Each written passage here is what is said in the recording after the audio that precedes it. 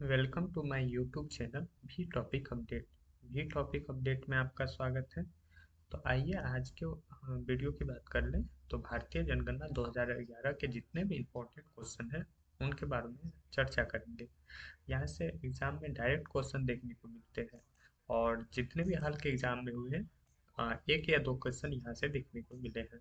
बिहार के जितने भी एग्जाम हैं उसमें तो रहते ही हैं यहाँ से क्वेश्चन। तो आइए आज के इम्पोर्टेंट क्वेश्चन की बात कर लें। जब भारतीय जनगणना के 2011 के अपडेट। तो आज के पहले क्वेश्चन की बात कर लें। तो भारत में पहली जनगणना की शुरुआत कब हुई थी? तो भारत में पहली जनगणना 1872 ईस्वी में स्टार्ट हुई थी। देश में नियमित जनगणना की शुरुआत कब हुई? तो 1872 में हुई थी जनगणना, लेकिन नियमित रूप से जो 1881 से स्टार्ट हुआ था। भारत स्वतंत्र भारत की प्रथम जनगणना कब हुई थी? तो स्वतंत्र भारत के बाद 1951 में हुआ था। और ये याद रखिए, 81 के बाद लगातार 10 वर्षों यानी कि 81 के बाद हुआ था 91 में, फिर 2001 में, 1901 में, 1911 में। इस अनुसार यानी कि नियमित जनगणना 10 वर्षों पर होना स्टार्ट हो गया था। और भारतीय स्वतंत्रता के प्रथम जनगणना 1951 में होता है, स्वतंत्रता के बाद। भारतीय जनगणना का महाविभाजन वर्ष कौन सा है? तो देखिए, 1911 को महाविभाजन का वर्ष कहा जाता है। ये इम्पोर्टेंट है। सभी एग्जाम में मतलब ये रिपीट होता हुआ दिखाई मतलब दिया है प्रीवियस ईयर के एग्जामों में। तो महाविभाजक वर्ष 1921 को। भारतीय जनगणना का लघु विभाजक साल कौन सा है? तो 1951 लघु। जो स्वतंत्रता के पश्चात जो पहली जनगणना हुआ था उसे लघु विभाजक साल कहा जाता है। और 2021 की जनगणना को महाविभाजक वर्ष कहा जाता है। देखिए, भारत में जनगणना कितने वर्ष बाद होती है? अभी यही चर्चा किए थे कि 10 वर्ष बाद, यानी कि 1881 के बाद जो 10 वर्षों के बाद नियमित रूप से स्टार्ट हो गए थे। जनगणना का अध्ययन किसे कहते हैं? जनगणना का अध्ययन कहता है डेमोग्राफी कहलाता है। जनगणना का अध्ययन क्या कहलाता है? तो डेमोग्राफी कहलाता है। भारत की जनगणना का शुभारंभ क्या है? तो भारत की जनगणना का शुभंकर है प्रगणक शिक्षिका। प्रगणक शिक्षिका। तो ये भारतीय जनगणना का शुभंकर है प्रगणक शिक्षिका। अगले क्वेश्चन की बात कर लें। भारत की प्रथम जनगणना का कमिश्नर कौन था? तो पहली बार जो जनगणना हुआ था भारत में उसका कमिश्नर था डब्लू प्लानडेन। डब्लू प्लानडेन। याद रखिएगा, कमिश्नर पूछ लिया जाता है। तो भारत की प्रथम जनगणना का कमिश्नर डब्लू प्लाडेन थे। स्वतंत्र भारत के प्रथम जनगणना आयुक्त यानी 1951 में जो बना था, स्वतंत्र भारत के प्रथम जनगणना आयुक्त थे आर ए गोपाल स्वामी। गोपाला स्वामी या गोपाल स्वामी। तो आर ए गोपाल स्वामी थे। कौन थे? स्वतंत्र भारत के प्रथम जनगणना आयुक्त थे। 1951 में ये बने थे कमिश्नर। जनगणना आयुक्त बने थे। कमिश्नर की बात कर लें तो पहला था डब्लू प्लांटेड। आइए आगे क्वेश्चन की बात कर लें। भारत के वर्तमान जनगणना आयुक्त कौन है?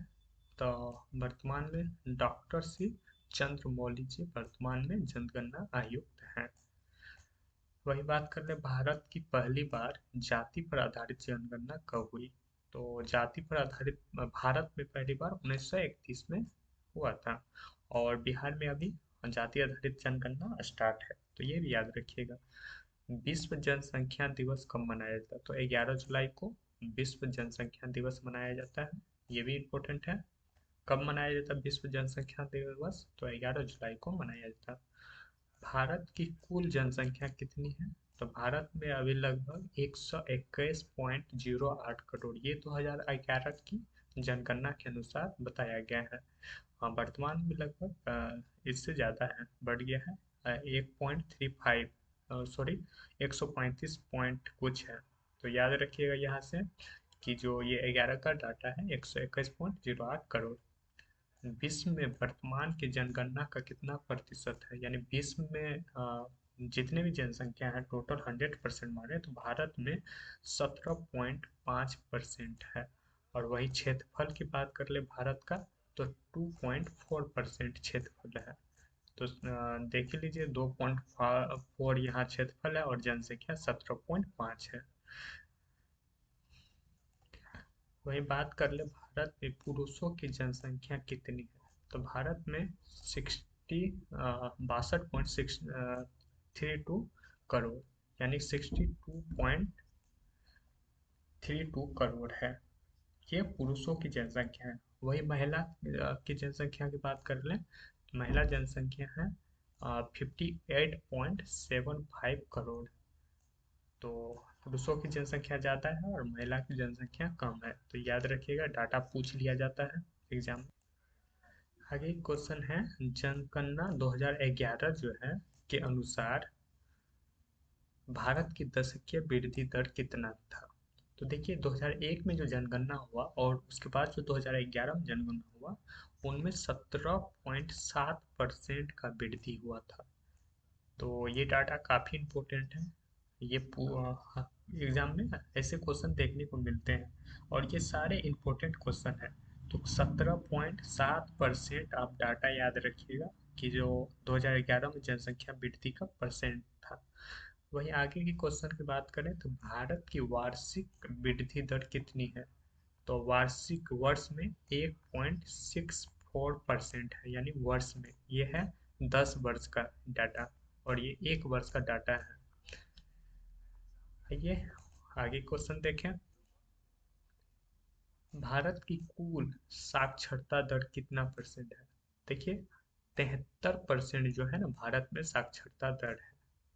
कितना है, 73% साक्षरता दर भारत में है। वहीं भारत की पुरुष साक्षरता दर की बात करें तो 80.9% पुरुष साक्षर है और महिला साक्षर है 64.6%।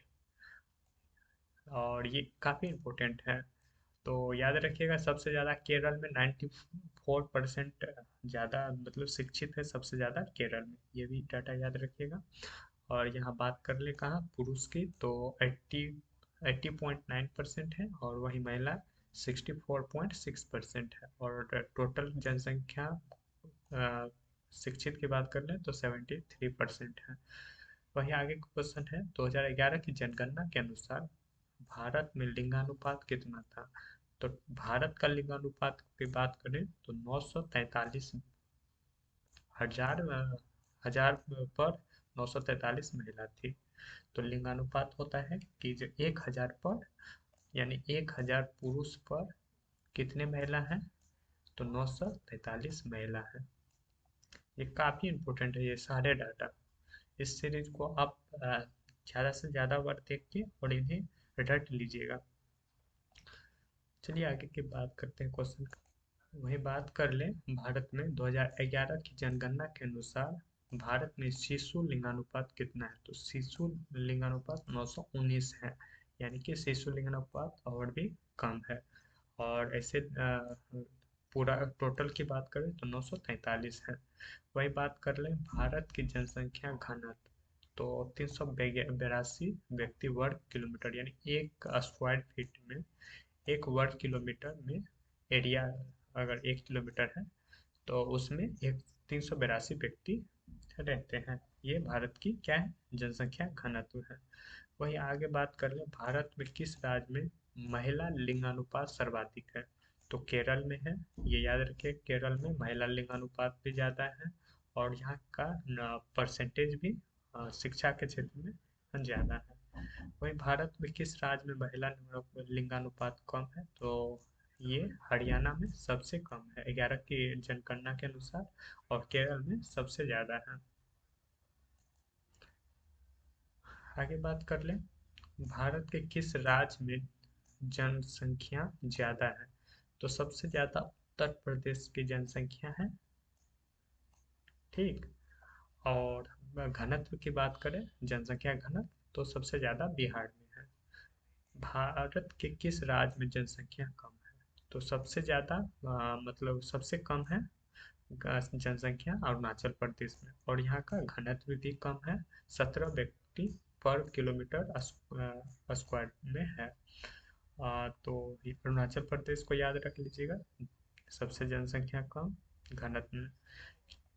किस केंद्र शासित प्रदेश का लिंगानुपात सर्वाधिक है? तो पुडुचेरी, पुडुचेरी का क्या है, लिंगानुपात ज्यादा है। तो ये था सभी इम्पोर्टेंट क्वेश्चन जो हमेशा एग्जाम में यहाँ से रिपीट होते हैं ये क्वेश्चन। और इसका एक मैं डिटेल वीडियो, तो सब्जेक्टिव वीडियो अपलोड करूँगा, वो भी आप इन्हें देख लीजिएगा, और ये इतना क्वेश्चन आपको याद होनी चाहिए। चलिए मिलते हैं नेक्स्ट वीडियो में।